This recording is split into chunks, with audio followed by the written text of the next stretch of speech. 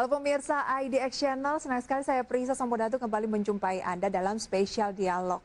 Dan live streaming kami pemirsa bisa Anda saksikan di idxchannel.com. Iya, pemirsa, Kementerian Koordinator Bidang Perekonomian memastikan stok pangan aman untuk memenuhi kebutuhan Ramadan tahun ini. Dan pemerintah terus memantau dan menjamin stok dan ketersediaan pasokan, distribusi, serta stabilitas harga sejumlah bahan pokok. Menteri Koordinator Bidang Perekonomian Airlangga Hartarto kepada media menyatakan secara keseluruhan bahan pangan pokok aman dan terkendali termasuk stok beras. Hal ini sesuai dengan arahan Presiden Joko Widodo yang meminta untuk mengamankan cadangan beras pemerintah. Sampai saat ini stok beras relatif mencukupi kebutuhan Ramadan dan Lebaran lantaran 3 bulan ke depan akan panen raya. Kementerian Pertanian juga mengawasi 160.000 rice mill yang diharapkan bisa diserap oleh Bulog maupun para distributor. Kemudian untuk bawang putih, pemerintah sudah memberikan perizinan impor dan akan masuk dalam jumlah yang cukup menjelang Lebaran. Diharapkan masuknya impor bawang putih juga diharapkan mampu menurunkan harga. Sebelumnya, Direktur Jenderal Perdagangan Dalam Negeri Kementerian Perdagangan Suhanto kepada media mengatakan stok pangan untuk kebutuhan selama Ramadan tahun ini aman. Masyarakat diminta tidak melakukan belanja panik atau panik buying. Untuk pemenuhan konsumsi daging, pemerintah impor daging kerbau sebanyak 170.000 ton kerjasama BUMN dan Bulog. Sementara stok beras saat ini sekitar 1,5 juta ton beras sudah tersedia dan siap memenuhi kebutuhan masyarakat. Termasuk pemenuhan bahan pokok lainnya seperti gula, bawang putih, dan bawang bombay melalui skema impor yang pemerintah lakukan. Dari berbagai sumber untuk IDX Channel.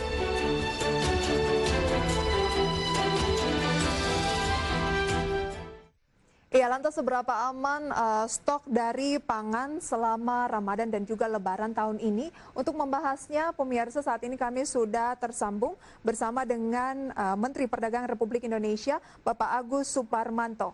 Halo, Pak Agus. Halo. Ya, halo. Iya, apa kabar, Pak? Baik, apa kabar? Kabar yang baik, Bapak. Terima kasih banyak atas waktunya. Ya, berbicara mengenai pangan ini kan hal yang sangat utama begitu ya bagi sebuah negara, apalagi menghadapi kondisi Ramadan di tengah COVID-19 saat ini, sebuah pandemi. Nah, menurut Anda ketersediaannya, kemudian stoknya seberapa aman, Pak, dari Kementerian Perdagangan? Ya, jadi untuk pangan sampai Lebaran, nanti puasa dan Lebaran ini, saya jamin stok ini aman, cukup. Jadi kita telah melakukan pengecekan di lapangan dan juga stok-stok ini dalam menjelang Lebaran ini stok cukup aman. Nah, bagaimana dari Kementerian Perdagangan tetap menjaga stok barang-barang kebutuhan pokok ini tetap terjaga? Ya, jadi kita juga menjaga stabilitas harga dan kesediaan barang kebutuhan pokok ini. Dan juga terus melakukan koordinasi dengan pemerintah daerah, asosiasi terkait dengan perdagangan, berkoordinasi juga dengan kementerian lembaga terkait seperti di bawah koordinator Kementerian Perekonomian, terus kemudian Kementerian Pertanian, Perindustrian, dan KKP terkait perhitungan potensi panen atau komoditas pangan dan juga dengan Satgas Pangan untuk penguatan pengawasan barang yang beredar. Baik, Pak Agus, lantas hasilnya seperti apa setelah berkoordinasi dengan sejumlah kementerian yang lain terkait ketersediaan stok pangan ini?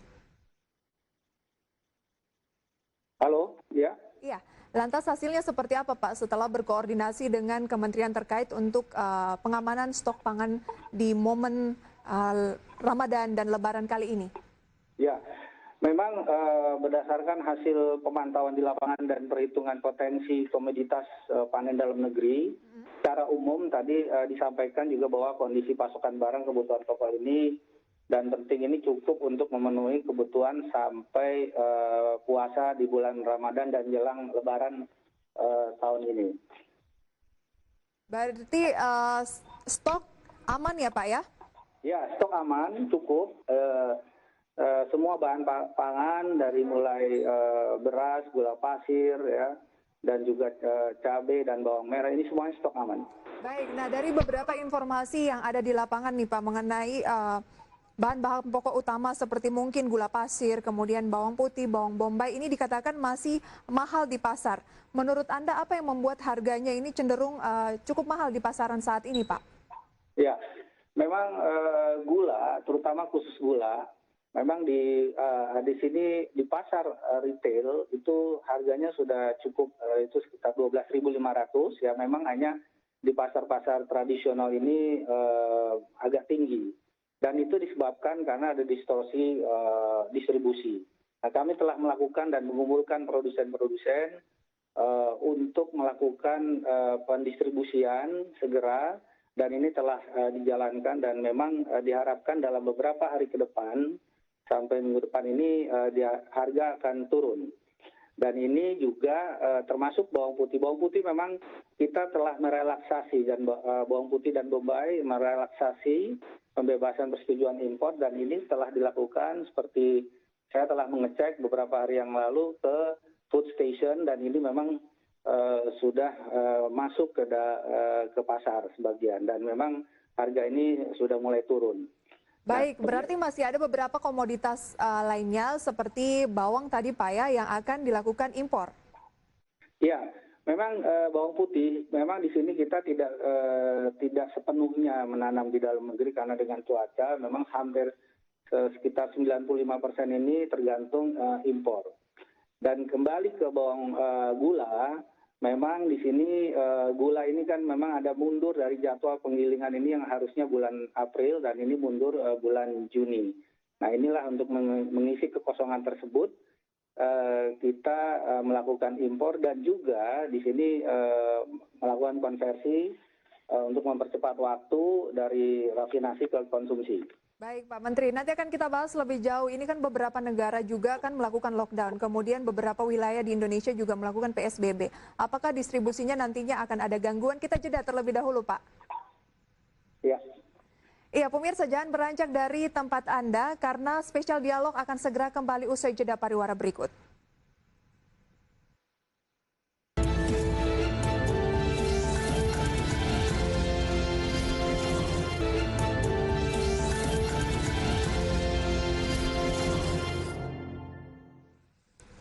Terima kasih Anda masih menyaksikan spesial dialog pemirsa bersama dengan Menteri Perdagangan dan kita masih membahas seberapa aman nih stok pangan di momen Ramadan tahun 2020 ini di tengah kita menghadapi pandemi COVID-19.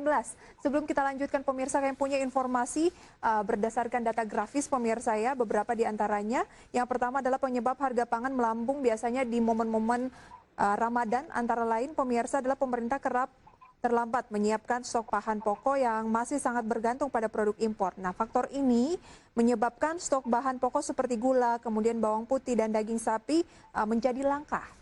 Kemudian juga ada faktor alam, cuaca yang tidak menentu kerap menyebabkan panen raya beberapa bahan pangan harus mundur 1 hingga 2 bulan, serta rantai distribusi ini, di mana distribusi bahan pokok hingga ke pasar masih memakan waktu dan proses yang cukup panjang.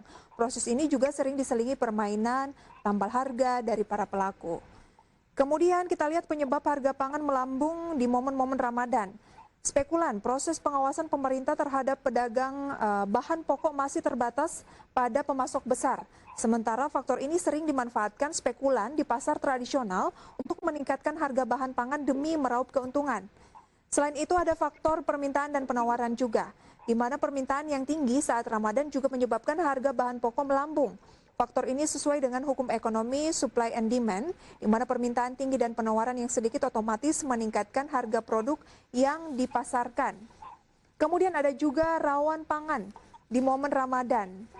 Bawang putih ini biasanya yang rawan, di mana saat ini di kisaran 30.000 hingga 35.000 ton dengan kebutuhan setiap bulan rata-rata 45.000 ton. Kementerian Perdagangan baru menyetujui impor di 34.825 ton bawang putih dari China. Padahal saat ini pasokan tengah terganggu akibat wabah coronavirus. Daging sapi.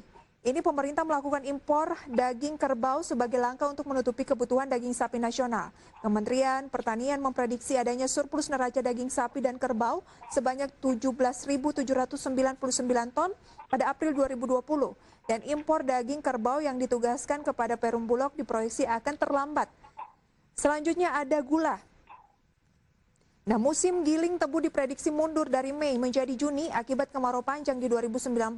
Hal ini menyebabkan produksi gula dalam negeri belum mencukupi kebutuhan konsumsi di dalam negeri. Pemerintah ini telah mengeluarkan persetujuan impor 438.802 ton gula kristal mentah yang akan diolah menjadi gula kristal putih dan siap dikonsumsi akibat stok yang kian tipis. Harga gula juga ini mulai merangkak. Itu dia pemirsa ya, beberapa faktor penyebab harga pangan di momen-momen Ramadan ini cenderung mengalami kenaikan. Dan kembali kita akan berbincang bersama dengan Pak Menteri, khususnya Pak Menteri Perdagangan begitu ya, Bapak Agus Suparmanto. Pak Agus. Ya. Iya, Pak, karena kan kita tahu bahwa PBB juga telah menyatakan bahwa ada kemungkinan ini akan mengganggu pasokan di sejumlah negara karena ada lockdown begitu ya. Nah, di rantai distribusi khususnya dalam negeri maupun juga impor akan seperti apa nantinya Pak? Dengan kondisi kan ini agak berbeda dengan tahun-tahun sebelumnya di mana kita nggak menghadapi pandemi virus di tahun-tahun yang lalu. Ya, memang dengan situasi pandemi virus ini banyak hal-hal yang dalam proses ekspor maupun impor itu agak sedikit lambat. Hal ini terutama kalau kita membutuhkan memang tujuan impor ini kan mengisi kekosongan. Nah, di mana beberapa negara yang kita impor seperti India ini melakukan lockdown sehingga kita agak terhambat mengenai impor dari daging kerbau. Nah, tadi dalam menjaga kecukupan ketersediaan barang kebutuhan pokok di daerah-daerah, kami telah melakukan secara periodik berkomunikasi dengan Dinas Perdagangan di 34 provinsi dan juga meminta kepala dinas tersebut yang membidangi perdagangan untuk melakukan pemantauan ketersediaan stok kebutuhan pokok di wilayah masing-masing secara mandiri. Kemudian juga melaporkan ke perencanaan secara intensif perkembangan harga dan juga terkait stok sediaan seperti misalnya gula dan bawang putih. Kami meminta kepala dinas untuk segera menyampaikan dan memantau ketersediaan sampai dengan tingkat distributor di wilayah masing-masing. Baik. Nah, berkaitan dengan distribusi barang, memang dalam situasi PSBB ini kita memprioritaskan pengiriman distribusi barang ini tidak terganggu dan juga diberikan akses. Itu termasuk juga jam-jam kerja terhadap retail market untuk terutama yang kebutuhan pangan. Baik, berarti banyak daerah penghasil komoditas strategis ini kan juga terkena corona nih Pak. Nah, solusinya seperti apa? Apakah memang dengan memberlakukan kebijakan-kebijakan spesial seperti yang baru saja Anda sampaikan, mungkin jam-jamnya ada yang dikhususkan atau seperti apa Pak distribusinya? Ya, distribusi ini barang memang harus tidak terganggu dan itu sudah disepakati di beberapa semua wilayah ya, dan saya sudah memberikan edaran agar distribusi barang baik itu pangan maupun bahan baku industri juga tidak boleh terhambat. Karena ini akan mengganggu selain perekonomian untuk transaksi atau industri dan perdagangan serta juga kebutuhan masyarakat terhadap pangan. Nah, ini yang memang kita tekankan dan berkomunikasi dengan pemerintah daerah ya dan juga dinas-dinas yang membidangi perdagangan. Baik, Pak Agus, ini sangat menarik namun nanti akan kita bahas lebih jauh mengenai harga-harga di pasaran. Dengan momen saat ini kan banyak saja oknum-oknum yang memanfaatkan peluang ini untuk menaikkan harga atau hal lain yang dapat merugikan masyarakat. Kita jeda terlebih dahulu, Pak. Ya. Iya, pemirsa, jangan beranjak dari tempat Anda. Spesial dialog akan segera kembali usai jeda pariwara berikut.